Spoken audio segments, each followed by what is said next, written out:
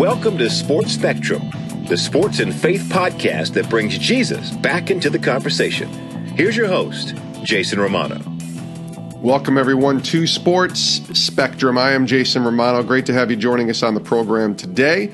Before we get to our interview with Brooks Webb from Vanderbilt, I just want to remind you about this awesome program that we've launched, and we're getting right near the end of it. It ends November 14th, just a couple days from now, and it's called Express Feedback for Good. And first of all, thank you to everyone who has taken part in Express Feedback for Good and just taking 1 minute of your day to leave some feedback, costing you nothing, and allowing an opportunity for us to gain funding here at Sports Spectrum. And it's not too late for you to get involved. Here's how it works. It's very simple. Each time you give a piece of feedback through Express Feedback for Good on brands that matter to you, your opinion helps create financial impact for Sports Spectrum. And our goal is to get $50,000 of funding. And like I said, for you, it costs nothing. All you got to do is spend 1 minute of your day and leave some feedback. Totally free. All of your personal information is kept confidential.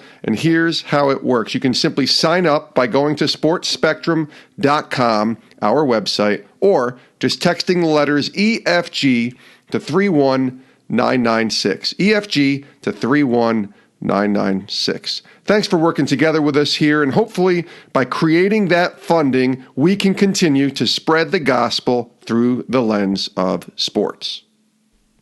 Today on the podcast, we welcome Brooks Webb, Director of Baseball Operations for Vanderbilt University and their baseball team.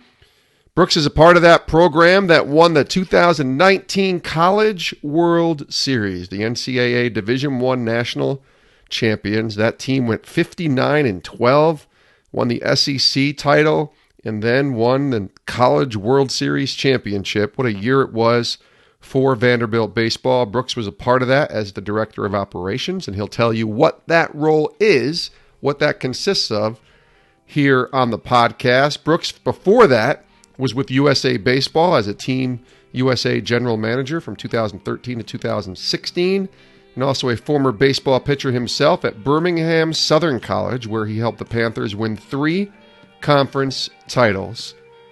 Brooks is a great dude. He's got a really good story, and I'm excited to bring to you a little behind-the-scenes look at the 2019 Vanderbilt Baseball College World Series champions through the eyes of Brooks Webb, Director of Baseball Operations, here on Sports Spectrum's podcast.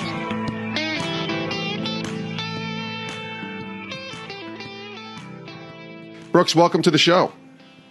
Jason, thanks so much for having me on. I'm excited to dive in today, and just really appreciate you having me. Absolutely, man. I'm looking forward to chatting with you. And it's funny, I was telling you before we started recording, people will ask me, how do you find all the guests that you have on your show? And, some of them are big names who are playing in professional sports or whatever. And, those ones are sort of the ones that everybody might know. But honestly, God brings us people like you, Brooks. And this was one that came through social media and a mutual connection. And here we are. And it's pretty cool because the role that you're in, the Director of Baseball Operations, is pretty awesome, especially for the team that won the College World Series this year. And what a year it was for Vanderbilt baseball. We're about 5 months removed from Vanderbilt winning the College World Series. How awesome is it to have been a part of that magnificent run by the Commodores? It must have been such a whirlwind year for you. Well, it was in a lot of ways, and it was a special year for a lot of different reasons. And being a part of this program and being here since the fall of 2016 and the highs and the lows that, we've experienced since I've been here, but just really what this program has been through, in Coach Corbin's 14 or 15 years here, and to kind of see it all come to fruition, on the field at TD Ameritrade in Omaha, and to see our players and just the work that you get to see a staff and, most importantly, the kids put in every single day. When you see them rewarded with any type of success, it doesn't have to be a championship. It doesn't have to be Omaha. It doesn't have to be an SEC title.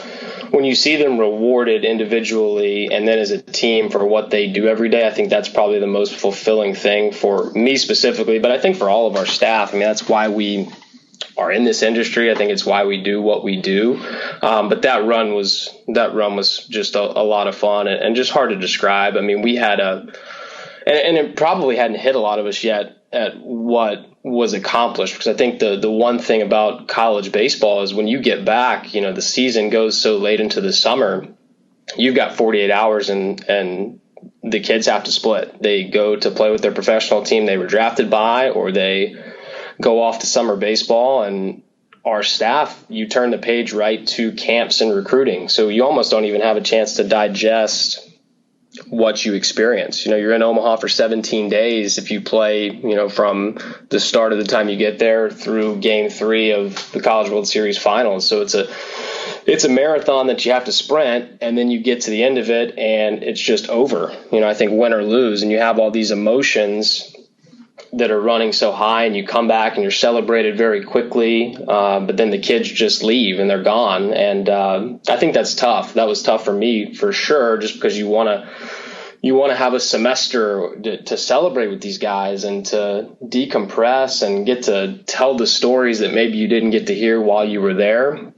But that's the nature of how that plays out. So getting to see the guys this fall as they start coming back from either their first professional season, or once the guys got back and we started our semester here, those are the times where I think the stories start to come out, and there'll be more celebrations this fall and things that come with that. But it's a delicate balance between wanting to celebrate that group and turning the page to 2020 in a team that hasn't accomplished anything. So that's always the balance, and I think that's always the challenge. But that group is special, Jason. I mean, we had 7 seniors that directed that team. I think you would ask anybody on our staff, and that was easy to see. But just a very mature group, how they were able to focus on the little things that eventually translated to the outcomes without actually, I would say, putting their sights on the outcome was really important. Just a mature approach, fighter's mentality. I mean, the backs were against the wall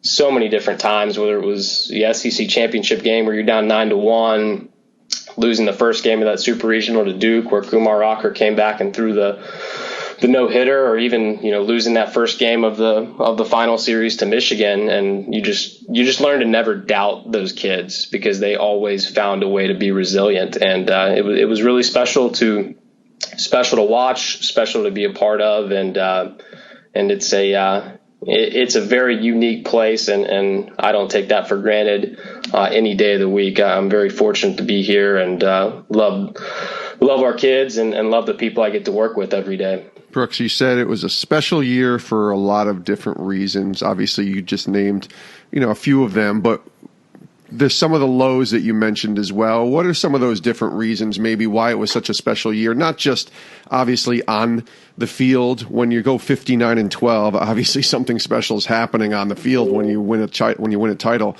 But what else is happening that maybe we don't see in some of the behind the scenes that made it so special? Well, I think the senior class that I mentioned, having those guys and having that many of those seniors who perform at a really high level that are impact players from your team, that's a rarity in college baseball, just because you do have that ability to sign after your junior year. And I think that's commonplace for most college baseball programs, that if you have the talent to leave after your junior year, that's when your stock is going to be at its highest, and you're going to be able to leave. And we even have the draft eligible sophomore rule, where if you're 21, you can do the same thing. And that makes it tough to, forecast and build depth and how you recruit. So you don't always count on having those seniors back, but those are the best recruits that you can get, are having those guys back, because they are going to be the directors of your team. They're going to be the best coaches you can have inside of that locker room. And the coaching that they're going to do away from the field, I think that's the most important thing, is how they bring that group together. And that group in particular, they went through the loss of a teammate when they were freshmen. And that was the season before I was here. It was just a few months before I started at Vanderbilt in August of 2016. But right before they played in a regional that they were hosting here in Nashville, they lost a teammate. They lost Donnie Everett, who his parents, Teddy and Susan, are a huge part of our program, and I've gotten to be very close with and love them like family. But I wasn't here for that, so I can't speak to that hurt or the emotions of that moment and the weeks that followed. But as college freshmen, to go through an experience like that, it's something that, no one should have to go through, but they did. And the staff had to go through it. And that's a very hard thing to overcome. So to see it come full circle for them, to be able to celebrate on the stage in the postseason, where their first year, it ended with going 0-2 at home in a regional where you're in a position to go back to Omaha for a third year in a row. And then your next 2 years, you don't advance past a super regional. And then to end on a stage together as a group and to have Teddy and Susan there with us at the end, that's just a moment that, I've got chills on my arm right now just thinking about, how special that was for them, just to experience the lowest of the low and the highest of the high when it came to sport. Yeah. But how it tied into life too. That was a really, really unique thing. And I don't think, Jason, that they didn't need a national championship to define who they were as people. They showed that every single day in the approach they brought to the locker room or to the classroom or to the meeting room. The relationships they built with one another, that's the most important thing about that group. And like I said, it's rewarding to see those guys get an accolade, well, no matter what that is, for the work they put in, but how much it meant to them to share that moment with each other, and the smiles that you'd probably never seen before on a lot of these guys because they're such elite competitors. When you see that happen at the end of the season, that's when okay, this group was special. This group was different. Everything we went through, the pain and the suffering and the fall season and the workouts and, getting back late on a Sunday from a series and having to be at an 8:00 class, all those little things were worth it. And I think that's why, we'll all have that memory forever. And that's what makes it, I would say, the most special thing with that group in particular. Brooks Webb is our guest here on Sports Spectrum. He's the Director of Operations for Vanderbilt Baseball. What is that role? What is a Director of Operations do? Give us a kind of snapshot of the work that you do, the kind of daily responsibilities that you have, that sort of thing. Yeah, I think it's a pretty broad role. It touches a lot of different areas, and I think the best way to sum it up would be everything that occurs off the field outside of coaching the players. Now, it's a lot of things that affect what happens on the field, but Coach Corbin does such a great job with leading from the top, and how he kind of sets the tone and the standard for us every day. And he says all the time that there are no titles in our program. So everybody's just kind of looked at as, this is your job and here are your responsibilities and you do it, but nobody's going to look at an assistant coach or an administrative assistant or director of baseball operations any differently. They're going to look at himself. And I think that's the type of leader he is, and it's why he's been able to build the program that he has.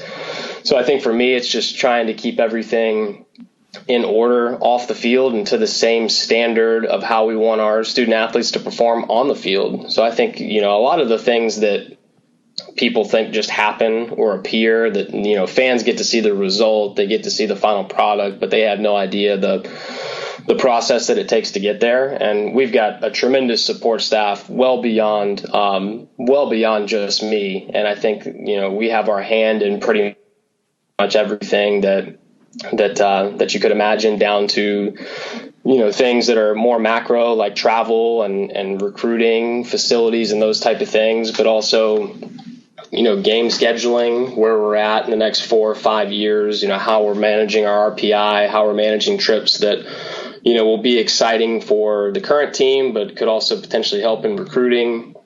And I think the thing that has probably changed in the last, 5 or 6 years was just our ability to continue to build our social media platforms and to build our brand and how we tell our story. I think that's an area where, I have a lot of passion for. And I think we we have a great reach. We're lucky that there are a lot of people that are interested in what goes on in this program, and they care about our kids and what they're doing on a daily basis. And we're very mindful of how we tell that story, but always stay true to our voice and not giving away too much and not, pulling back the curtain and just saying, hey, here's everything that we possibly do. I think that's what makes this program so unique and so special. But that's an area we're always trying to grow and just promote our kids. I think that's what it's about, and getting them out there. And we have a great team, great communications team, a great marketing team, and we're continuing to grow in that area. And success absolutely helps that, but I think that translates into what recruits and fans see, and all those things are important. But we want to be really intentional about crafting that message in a specific way that doesn't feel manufactured and stays true to who we are. So that's an area I would say is a pretty heavy focus of mine as well. Quick break to tell you one last time about Express Feedback for Good. It's so simple and so easy for you to get involved, literally taking a minute of your day, and it costs you nothing.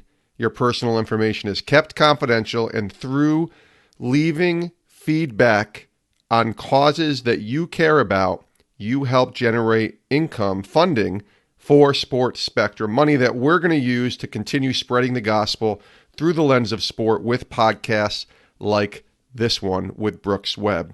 So here's how you do it. Go to the website, sportspectrum.com, or simply text right now, EFG, the letters EFG, to 31996, and help us make a difference for the kingdom by creating up to $50,000 of funding for Sports Spectrum. And all it takes is just 1 minute of your time, totally free, information kept confidential. Thanks for considering and helping us with the partnership that we are part of with Express Feedback for Good. Let's get back to our conversation with Brooks Webb from Vanderbilt here on Sports Spectrum's podcast. Brooks, this is Sports Spectrum, the intersection of sports and faith. So let's intersect this sports conversation with a little faith. Tell us about your walk with the Lord, your testimony, where that kind of took shape and began for you. Absolutely. I grew up in a Christian home and went to church from a very young age. And I think I learned right from wrong really early because I have such great parents, but I didn't always apply right from wrong. And I've never had it all figured out. And I certainly don't have it all figured out today. But growing up in a Christian home, in church, and even going to a Christian school from K through 12, I don't think I ever really had a real relationship with God. I don't even know if I knew what that meant. And I don't think that probably didn't even really hit me until college and post-college, when I actually started saying, okay, these are the things that matter. This is the path that I've got to be on, because it's what matters. And I always looked at, I can just think back to learning Bible verses in school as more of a chore than actually understanding what they meant. And all these teachers and pastors that constantly wanted to pour into our lives as young people and not taking advantage of those resources and looking at it as, another class, or just not taking advantage of it.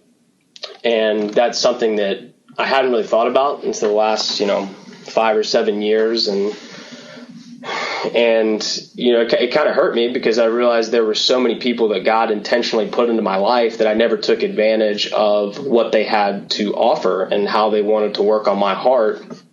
And I never really had that moment, Jason, where I can look back and say, okay, this is where it clicked for me as a young person. I remember going to vacation Bible school, every summer and seeing kids give their lives to Christ and raising their hand. And, I remember that day for me. I think it was, 3rd or 4th grade. And I remember that, but it didn't really change anything for me at that time. And, I went through high school and played sports and had a lot of friends and focused on all the things that a lot of high schoolers think matter: the popularity, the trying to win a state championship, the having a girlfriend and thinking that's going to work out forever, and all those things that high schoolers, I think, probably still go through today.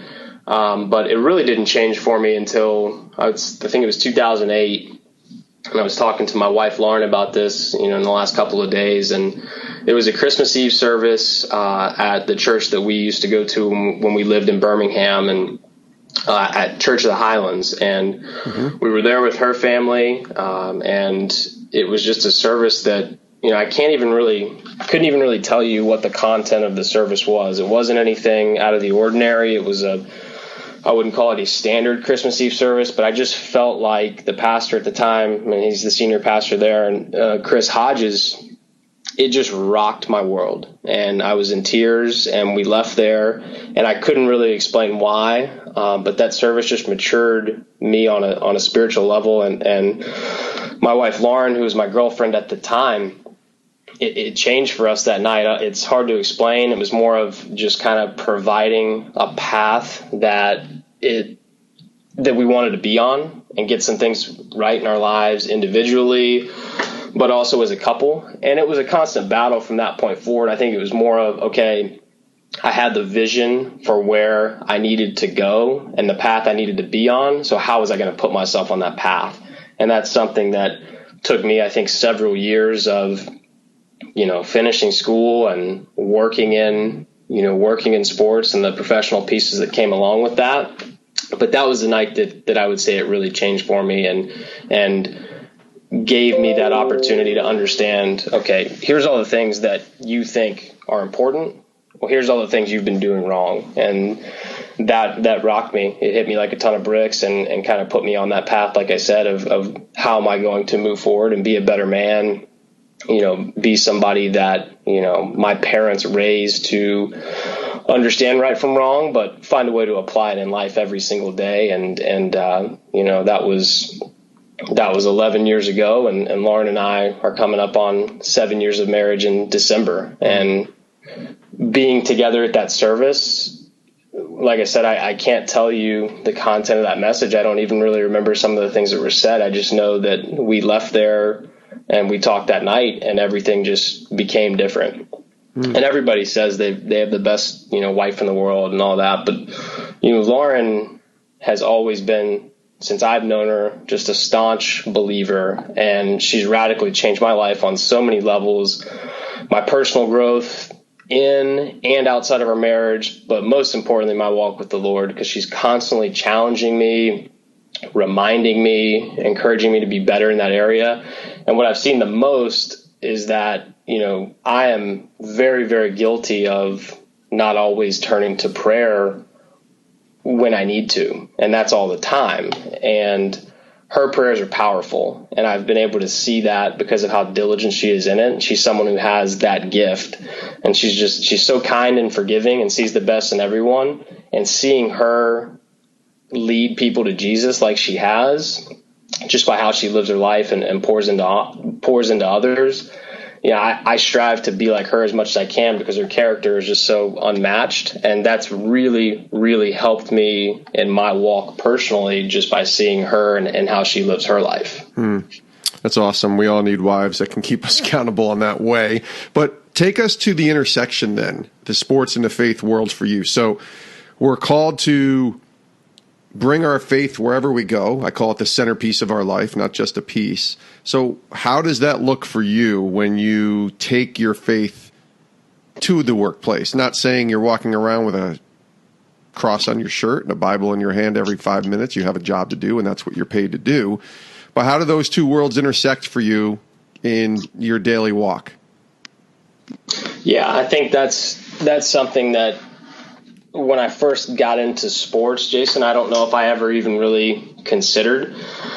And I think that was probably a factor of not interacting with student athletes on a daily basis. It was more, when I first got my start, it was more on the sales and marketing side. And that taught me a lot of people skills and administrative skills. But I never really thought about how can the love of Jesus intersect with what I'm doing. I think it was more about how can I make myself better. Right. And when I got onto the team side, I think back in 2013, when I got the job with USA Baseball and was around a lot of coaches and a lot of players every single day, it was very tough for me because I think the battle working in sports is always that eternal versus superficial. And that's hard because we want to compete in everything we do. I think any team in any sport, you want to win championships. You do this because you know there's an outcome, a win or a loss. And I think you can do both. I think you can compete for both, but it's all about having your priorities in order. And that was very tough for me when I first got my start because, if you don't have Jesus permanently entrenched at number one on your list, he doesn't want to be on your list at all. Right. And that was the piece for me that was very difficult because at USA Baseball, it was about winning gold medals and competing for your country. And it was very easy to get lost in, I did this, or our coaches did this, or we did this. And we don't do anything. We don't do anything. We don't make a dollar. We don't win a championship without, God putting it in our lives. And I think we're also self-absorbed in sports a lot of the times that it's very hard to take that step back. And that's an area I think that the last 2 or 3 years, maybe 4 years that I've tried to come the furthest way. I think God's really stirred into my heart that, hey, you're not that important. What you do, you're not that important in what you do. We're all important, but what you do is not that important. Right. And that's an area where it can be tough because I think we have high expectations here and other people have high expectations, and getting to be around our guys every single day or our staff every single day. I think the one thing that I've really tried to just be very good at is just speaking truth into our guys when I interact with them. And that's not shoving the gospel down their throat. I just want them to know how much I care about them as people. Yeah. And it's really easy, I think, for people to be there when things are going good. Everybody wants to congratulate you when you have the good game, when you throw the no-hitter, when you have the Friday night start that's on the SEC network or on ESPN that people see. But people don't reach out when you have the bad outing or when you're struggling and going through a stretch where you're not helping a team win. And that's where, I get really excited. I'm a very passionate guy when it comes to competing. I try to be an energy giver, on game day and during training sessions and be competitive in everything I do. But where I want the guys to always remember that I'm there for them personally is just when they are struggling for whatever reason. It might be on the mound, or it could be at the plate. It could be in their personal life. And, I just want to be there for them when the good and the people that are there, when that evaporates and the world seems to be falling apart around you. I think that's where, I want our guys to know I'll never back down from being there for them. And I cannot say that back in 2013, when I first got my start working with a team specifically, that's where my heart was. And that's where my heart is today. But it's a constant battle to keep those priorities in order and make sure they feel that every day versus just, saying it to you or saying it to myself, and actually living that out and making sure they understand that. A verse that I have in kind of like my daily notebook that I write in every day, and I try to look at it first thing when I open, is Proverbs 22:23. And it talks about how a good name is more desirable than great riches. To be esteemed is better than gold or silver, and that we all have it in common. Rich people, poor people have it in common, and the Lord is the maker of them all. And that's where I've just tried to recenter my brain and my heart of championships and trophies. They are not coming with us. They don't go with you. The salary you make, the title that you were awarded by another human being, it's not coming with you when you leave this earth. And the legacy that you leave, it's that Casting Crown song. Yep. Where it talks about, I don't want them to remember me, only Jesus. And that is not something I've lived out my entire life, but it is something that in the last few years I've really tried to prioritize of, if I left this world today, there are a lot of negatives I think people would remember about me, but I hope they remember that I loved others, that I gave to others, and that I love Jesus. And that's really all that matters. And if we can all do that, our world's going to be in a better place, but we're going to all be moving in the right direction and evolving the right way. And I think that's the constant battle of the intersection for me between sport and my faith. And the more that people like you can bring this to light in every sport, in every area, that's only continuing to be Jesus' hands and feet, an extension of Jesus' hands and feet. And that's the direction we all need to be headed. Yeah. I appreciate that, Brooks. It's been great talking with you. Let's leave it with this. The last question we always ask all of our guests. What are you learning from God today? What is the Lord teaching you where he has you right now, Brooks Webb? That's a tough question, because I think every day it's something that I want to work on, always trying to evolve and be better than I was the day before. I would say giving grace. I think understanding grace, having compassion, how to give it. And that's an area where I've been very guilty of in the past, of wanting to receive grace and compassion from someone when you don't understand how to apply it. Yeah. That whole mantra of, I want to be totally forgiven, but I don't want to totally forgive you because you did this to me and I haven't seen you change, or you don't deserve it. And, all those areas, that's an area for me where how I have received grace in so many different walks of life, whether that's in sports, whether that's in my relationship with my wife, whether that was in school. How can you sit here and find a way to become fully dependent on God and apply that grace every single day, no matter the circumstance, because we're all humans and we're all going to make mistakes and do things that disappoint others. But how you can apply that, I think that's something that I always want to be better at. And I always, when I talk about grace, or when I think about grace, and we've got a great church here that we're plugged into, and they did a series on grace, I think back in the fall, and there's a verse, I think, in 2 Corinthians where it just talks about how, God's grace is sufficient for you and his power is made perfect in weakness. And that can hit you. It can hit you hard, because if his grace is all that you need, no matter when it's going poorly or when it's going well, and you can't apply that to others on a day-to-day basis or on a day-to-day level, I think that's when you have to recenter yourself and read that verse and really understand what it means for when I am weak, then I am strong. And I think that's the piece for me that I would say more recently, but all the time I'm trying to get better at.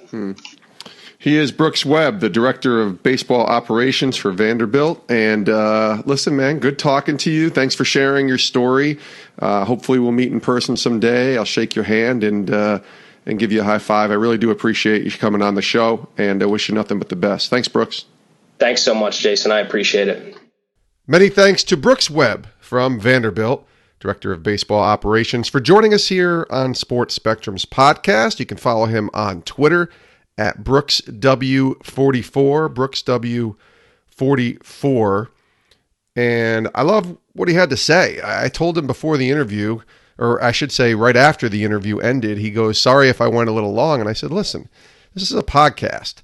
I said, "If you have something to say, you have the full reign to say whatever you want." And I thought he had a lot of great things to say, especially that Christmas Eve service story in 2008, and loved his philosophy, or his hope, or his goal, I guess, to leave a legacy that points people back to Jesus, and that they remember Jesus when they think about Brooks Webb, not about Brooks Webb. All in on that. I feel the same way, and I think it's a great story. Vanderbilt winning the national championship, and certainly Brooks being a big part of that. As always, you can reach us on social media. We value your input, your opinion. Man, a lot of these stories don't come unless we hear from you. So if you want to suggest a story, send us an idea for a guest on the podcast, or a story to cover on our website, sportspectrum.com. Send us a message on social media, Twitter, Instagram, Facebook. You can email me directly, jason@sportspectrum.com. And we would love to hear from you. Love to hear your ideas, your thoughts, your feedback. Please reach out, jason@sportspectrum.com. And check out our website. That's really the last thing I'll say, as we tell you every single day on the podcast, sportspectrum.com. Bookmark the website, sportspectrum.com. Articles all day long, a daily devotional at 6 a.m., every single podcast.